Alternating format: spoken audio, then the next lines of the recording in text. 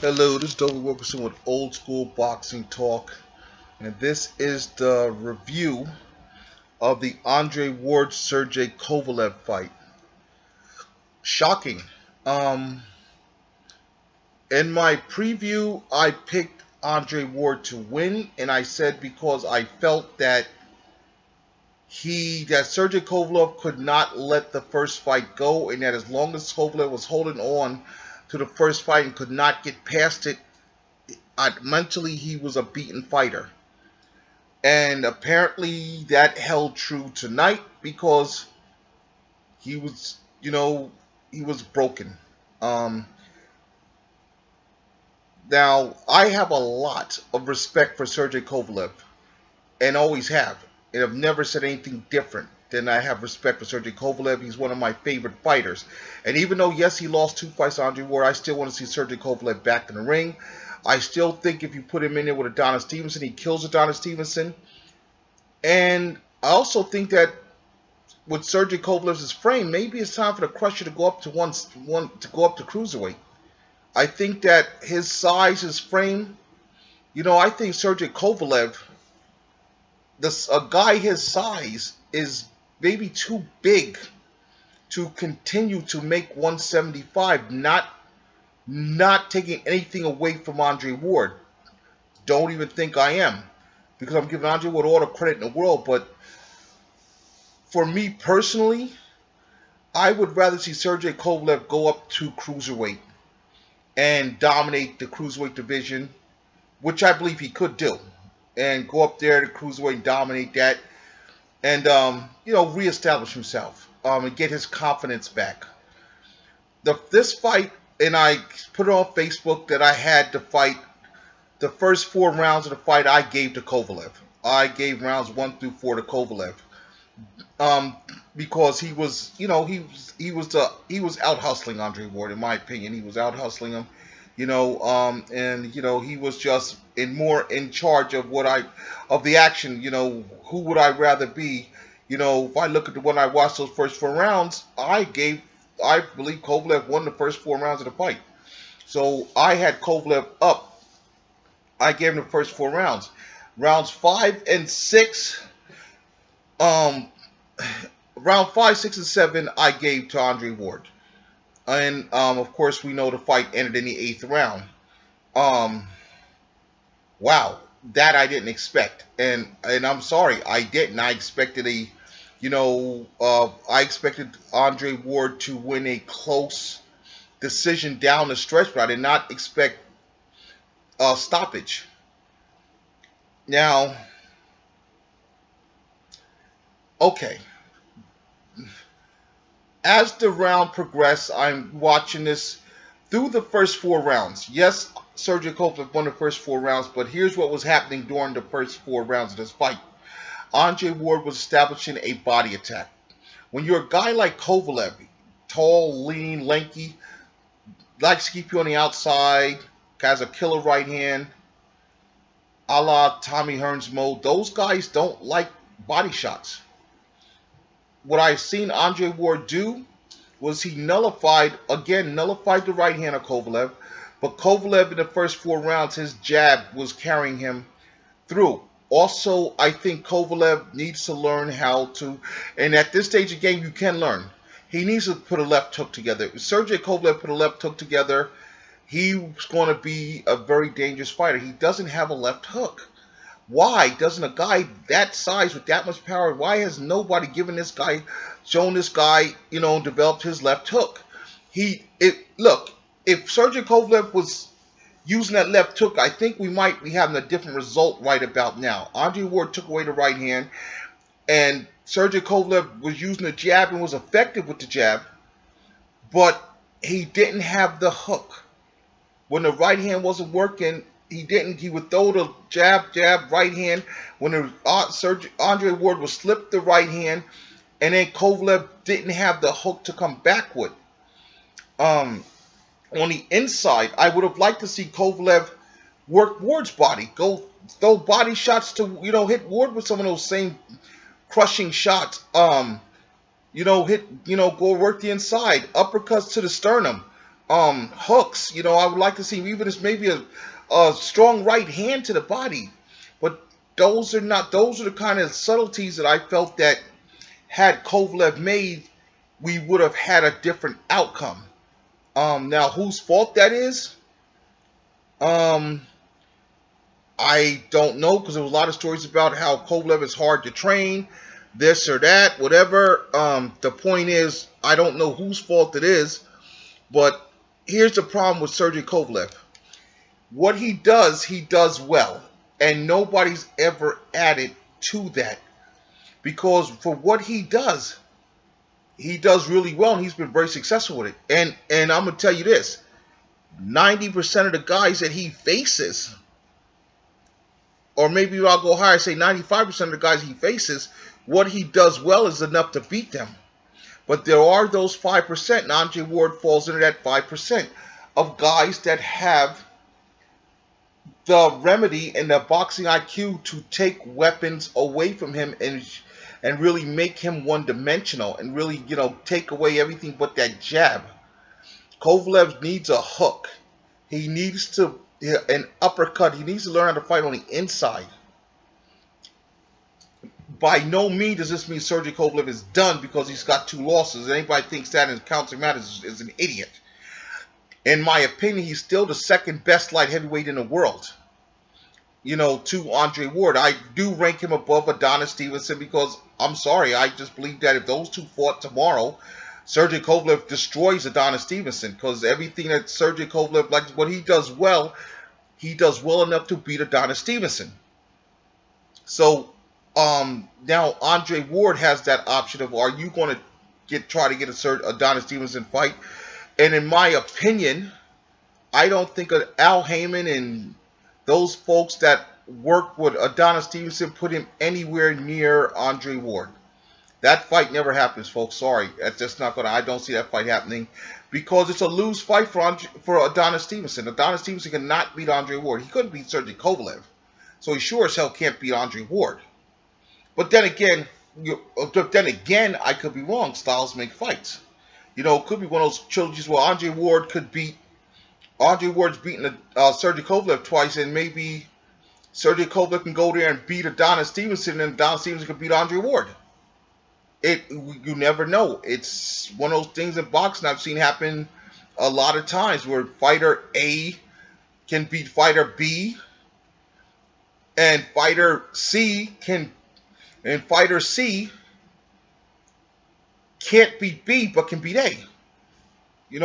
Styles make fights, so who knows? But in this case, I still say that Sergey Kovalev is the second best light heavyweight in the world, in my opinion. And I think now that Andre Ward has, defeated him soundly, I know there was calls by Kovalev for a third fight. There's really, sorry, Sergio, there's no need for this, man. Andre Ward's won 2 fights. I mean, yeah, the first fight was questionable, but the second fight was definitive. He proved without a shadow of a doubt he's the better man of the two of you. Now, I mean, if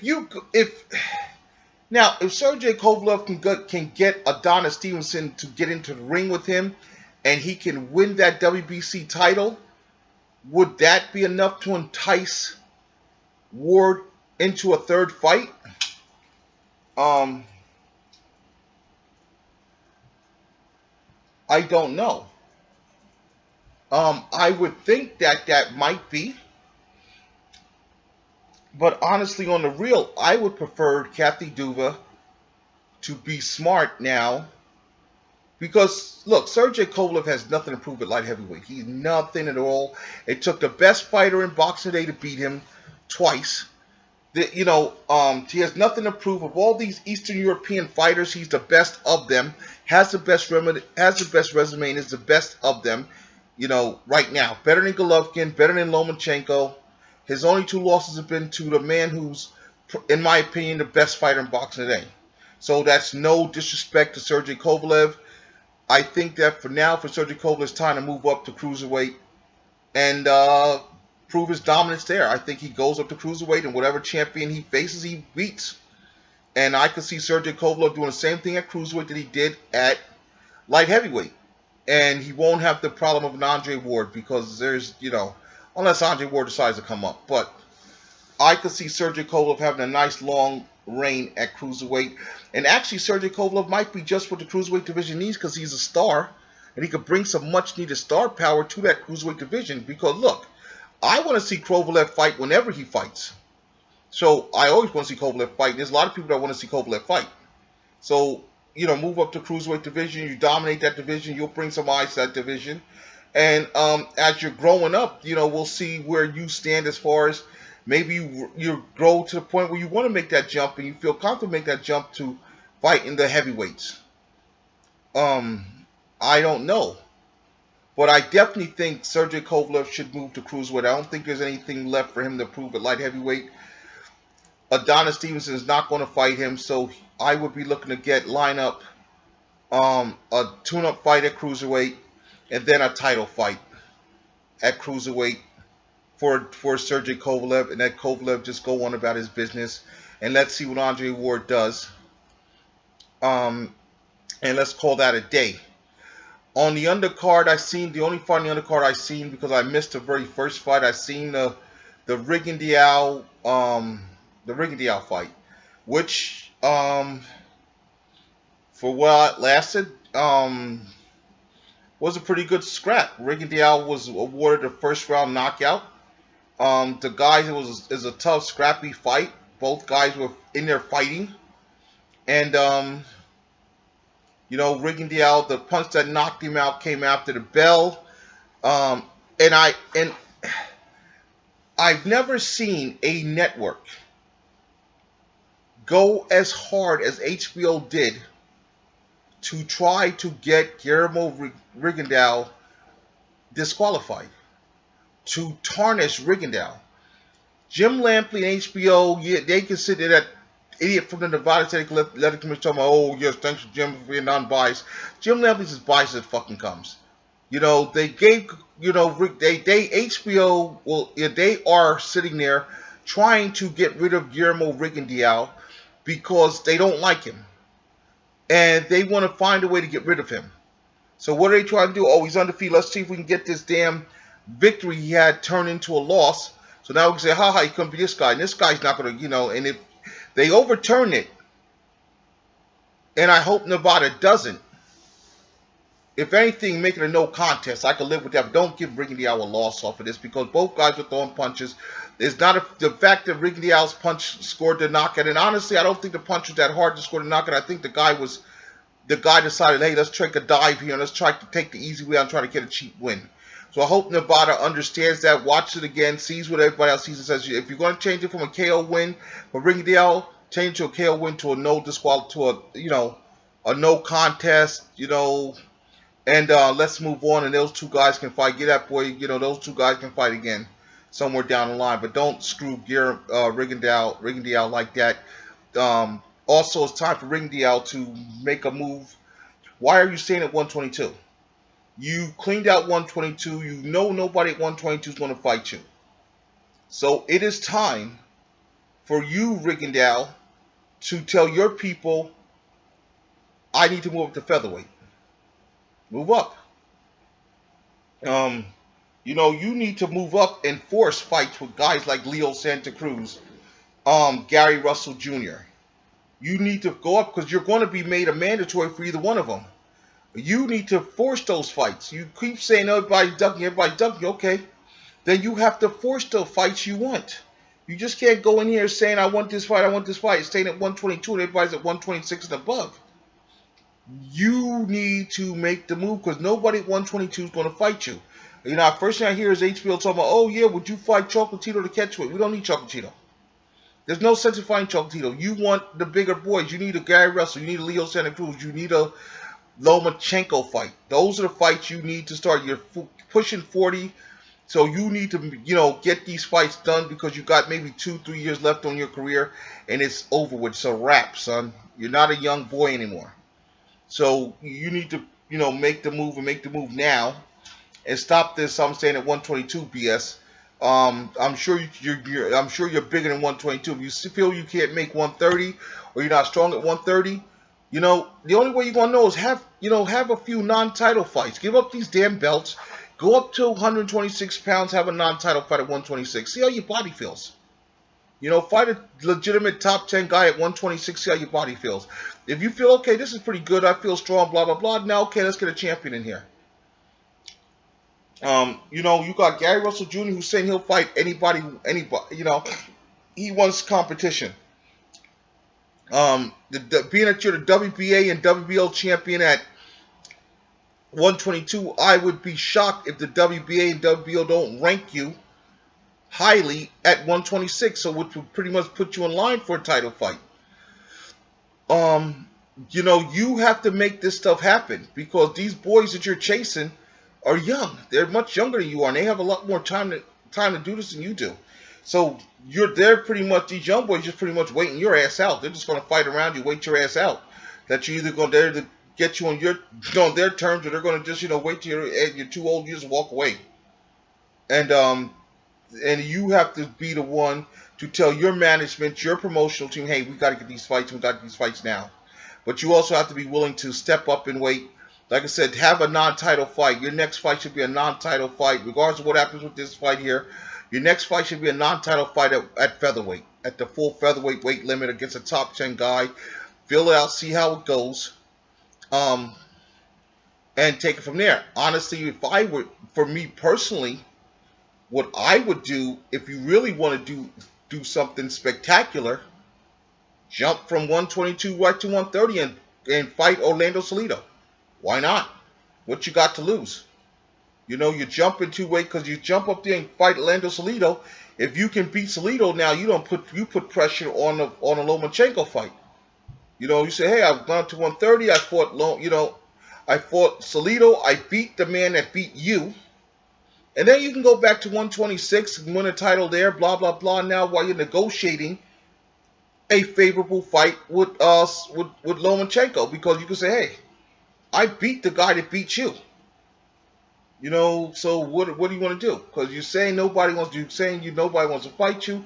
You have to make people have to fight you.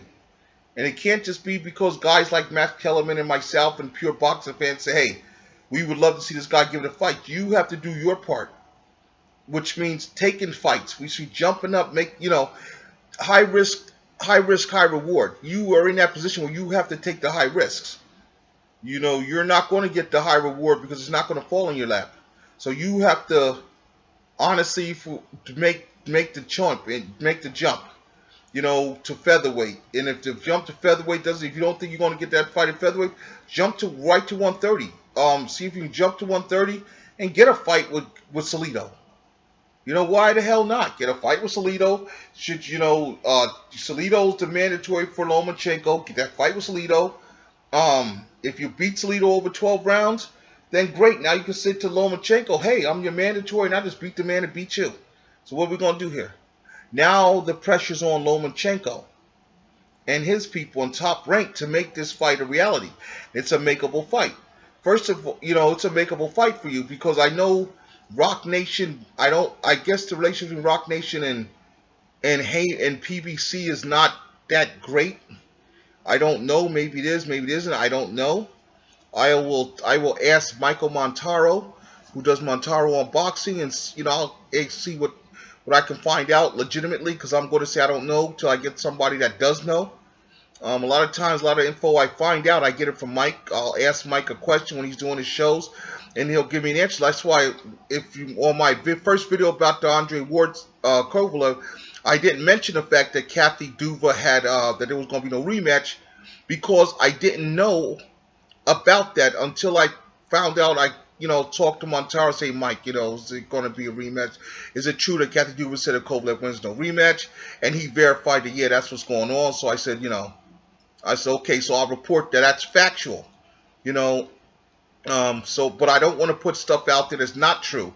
So I don't know if there's a good relationship between PBC and Rock Nation.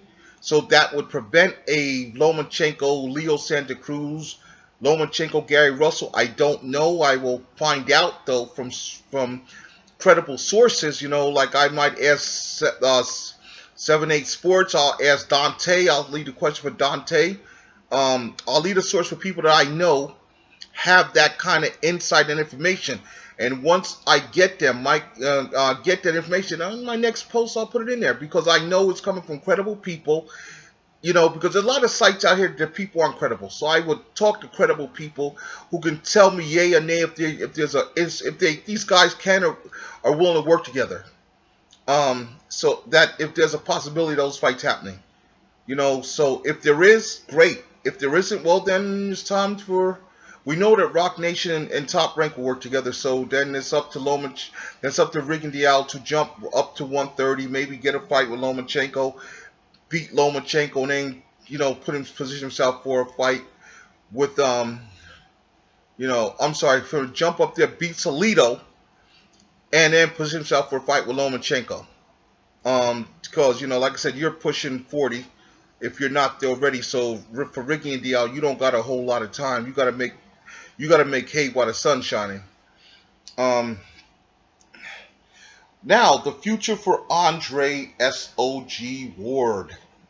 What is the future for Andre Ward? Wow. Well, you have. Let me see. Your IBF mandatory is a guy you already beat, Sullivan Barrera. So I don't know if the IBF is going to really fuck with you about fighting Sullivan Barrera again anytime soon. I mean, eventually you got to give him his rematch. Give him his title fight, but I don't know if the IBF is going to really fuck with you too hard because you beat Sullivan Barrera. And I don't know if Sullivan Barrera is going to fuck with you too hard because he knows he got beat the first time. And Andre Ward did look better and stronger this time out than he did, the first time. So I don't know. Andre Ward seems to. Being that he's beaten Sullivan Barrera and he dropped Sullivan Barrera the first fight, I think the second fight may be a little easier for Andre Ward. And I think with Sullivan Barrera and his people are maybe gonna let's just wait Andre Ward out. We'll fight around and hope Andre Ward gets stripped of a title and we can go in and grab that belt real quick. Again, there's another issue of like I said, I want to find out about the relationship between Rock Nation and PBC when it comes to Adonis Stevenson and Andre Ward. Will they work together? I don't know. If they will, then hey, that's another fight for Andre Ward and his people to really look into making. And it's a fight that, that's a fight that for Adonis Stevenson really makes a lot of sense to make that fight. It's a bigger fight. Adonis Stevenson has been somehow or another been gifted with the ability to not have to face his mandatory. So I don't know if the WBC would say, you know what, yeah, we know you want to unify, we know unification's high, and we're going to make this kid wait again. Or if the WBC is going to say, you know what, you can have the unification, but we need to give this boy his title shot. And then mandate that the winner of that fights Andre Ward, for the unification. That would, I don't know. But that would seem like the next logical step for Andre Ward. Yes, he has mandatories from the WBA, mandatories from the WBO, mandatories from the IBF. He has his mandatories.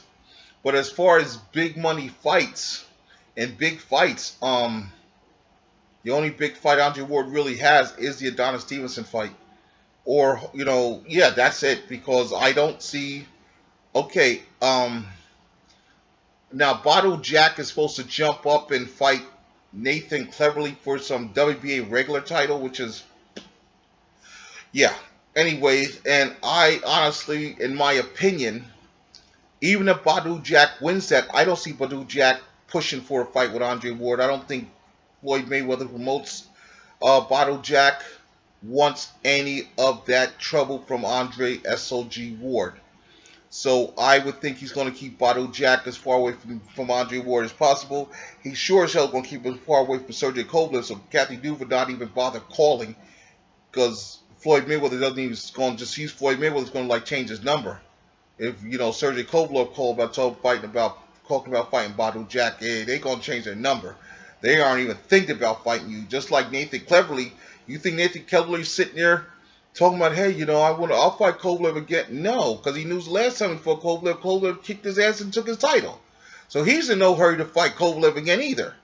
You know, so that's why I'm saying for Sergey Kovalev, in my opinion, the best move for him is a move to cruiserweight because there's really nobody at 175 that's going to fight him. Nobody. Um, I mean, what the hell? You could, even if you took, let's just play fantasy matchmaker here. Let me see. What would I do if I could for Sergey Kovalev? I know I would have Sergey Kovalev fight Adonis Stevenson mandatory. Once Kovalev cases his ass, once Kovalev destroys him, and maybe make Kovalev versus Adonis Stevenson. That could be a possibility on the road back to, because if Kovalev really wants a third fight with Andre Ward, there's possibilities.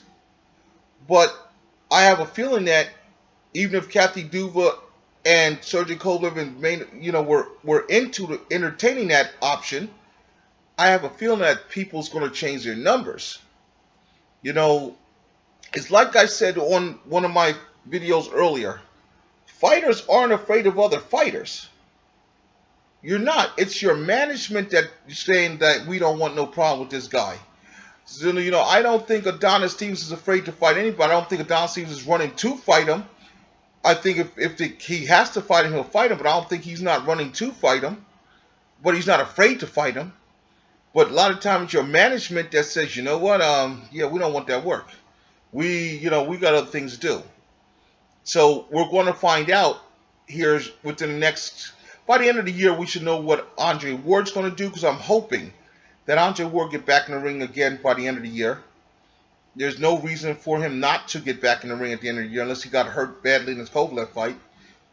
I'm hoping that Kovalev gets back in the ring before the end of the year, because there's no reason for him not to get back in the end of the year in the ring, and I think Kovalev should come back as a cruiserweight. For Rigondeaux, like I already told you, Rigondeaux needs to just make a move. He's got to make a move. You can't be sitting there. What Rigondeaux needs to do is just vacate those titles at 122 and move the hell on up, because there's nobody at 122 going to fight him. He needs to just vacate those 122-pound titles, make his move to either 126 or jog bypass that and go right to 130. But if he's going to make anything happen, Rigondeaux has to make it happen. Holding on those belts at 122, those little trinkets at 122 mean nothing, because there's nobody there for him to fight. You want the big fight. You want to, to prove you're the best. It's not at 122. You want to move up to 126, possibly 130, to have the big fights that you need, that you want to,